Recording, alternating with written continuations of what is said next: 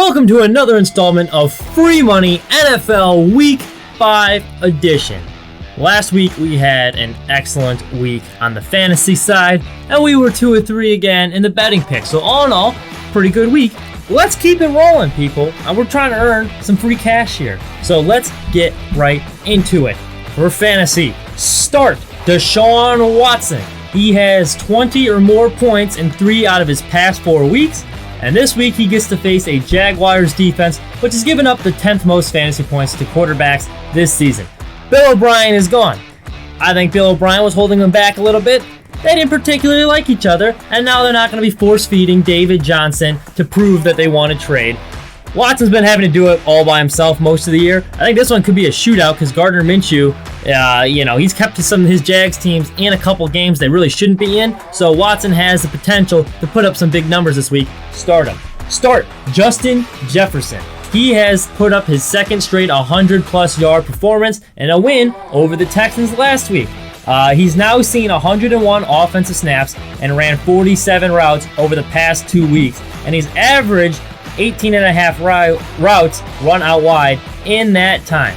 That is great news for fantasy owners because he's playing Seattle. Now, we documented this last week with Devontae Parker. Seattle is horrible against wide receivers, particularly those lined out wide. They've allowed 184.3 yards and the most fantasy points per game to wide receivers. Justin Jefferson's heating up. It's a must-win game for the Vikings. It's probably going to be a shootout. I like Justin Jefferson a lot this week. Start him. On the other end of that game, start DK Metcalf. Metcalf didn't score a touchdown last week. It was the first time all season, and that's tough. But we're going to try him again, because if at first you don't succeed, try again.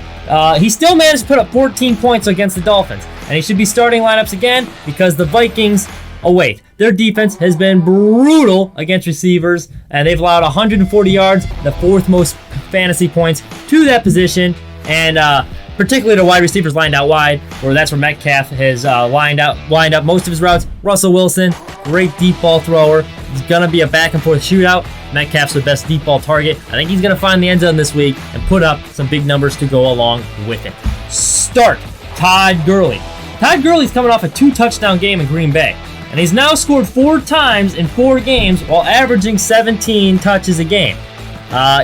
He's a solid running back 2 option this week, so you might want to use him as a flex position. But Carolina's defense has been brutal against running backs. They've allowed 160 scrimmage yards and the 2nd most fantasy points to the position in 2020. The Falcons, if they get a lead, Dan Quinn does not want to blow another lead. They're going to be running the ball, and I think the Falcons will have a lead in this one. Gurley should get a lot of touches. Start him this week. Start Mike Davis. We have another repeat this week. And Mike Davis was great last week. Quite frankly, he's turned into Christian McCaffrey in this offense. He's getting the same amount of targets, and there's only 3 running backs, including Dalvin Cook, that have more touches. Davis is 3rd in targets and 5th in fantasy points at the position over his time since taking over the starting role. Falcons allowed an average of 29 fantasy points per game to opposing running backs, including the 2nd most catches to the position. So ride with Davis once again. Let's get into the betting side. We were 2 for 3 last week. I'm going for a perfect week. I think we got him. I'm pretty confident. Bet the Atlanta Falcons over the Carolina Panthers. Now, I know the Falcons are 0-4, but Matt Ryan has been excellent against Carolina at home during his career. He's 5-0, 10 touchdowns, only 2 picks, 342 yards, passing yards per game, and at 115.9 passer rating. And that was against the good Carolina defenses that had Luke Kuechly and all that. This version of the Carolina defense stinks. The Panthers rank last in sacks and have the 2nd worst scoring defense in the NFL. What does Atlanta do well? They score. So they're getting 2.5. I think they're going to win by more than that. They are desperate, and they're still playing hard for Dan Quinn, despite the fact that, it's been kind of a hot mess over there. I expect them to pick up their first W of the year against Carolina. Bet the Colts over the Browns. Colts are favored by a point. That's all you'll need, because it's basically a pick'em. The Browns are coming off of a great national TV win, and the offense is humming. Yeah, that's great. But the Cowboys' defense can't stop a nosebleed right now, and the Browns have wins against teams with a combined record of 3-8-1. So I think they're going to come back down to earth this week, and here's why. They face a stingy Colts defense that leads the NFL in every major category. Points allowed, first. Total yards, first. Allowed passer rating, first. Pass yards allowed, first. They've given up the least in almost all of those categories. They are great. The Colts can also run the ball really well. They have an offensive line that had a field day against the Bears. There's a pretty good Bears defense, moving the line of scrimmage. I like the running back a lot, Jonathan Taylor. And if it's a close game, I'm going to take the veteran QB, Phillip Rivers, behind that offensive line over Baker Mayfield any day. Take the Colts and do so with confidence. Finally, Minnesota over Seattle. Now, the Dolphins played Seattle tough last week, and Minnesota has a much better offense than the Dolphins do. So they're going to be able to hang in this game.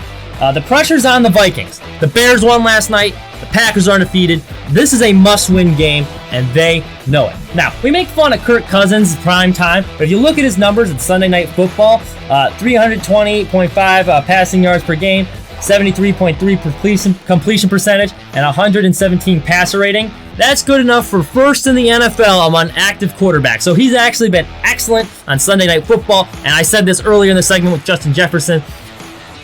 Seattle's pass defense is not very good. In fact, their best pass rusher in general is Jamal Adams, who's in the secondary, which is a problem. I think Kirk Cousins is going to be able to do some damage here when you got Dalvin Cook, you got Mason Rudolph, you have Adam Thielen still. It's going to be a shootout. I don't think they're going to win this game. I think Seattle's going to win, but they're getting 7 points. So I think it's going to be a lot closer than 7, and Minnesota has a chance to even pull off the upset here. Even if they do not, they're not losing by more than 7. That's too many points to take. Hammer the Minnesota Vikings this week. That's all I have for you. Make sure you like the video and subscribe to the channel if you've been winning some free money, or if you haven't, leave a comment. Let me know that you don't like my picks or they stink, but we all know they haven't if you look at the track record. Thank you so much for listening. Enjoy your football Sunday.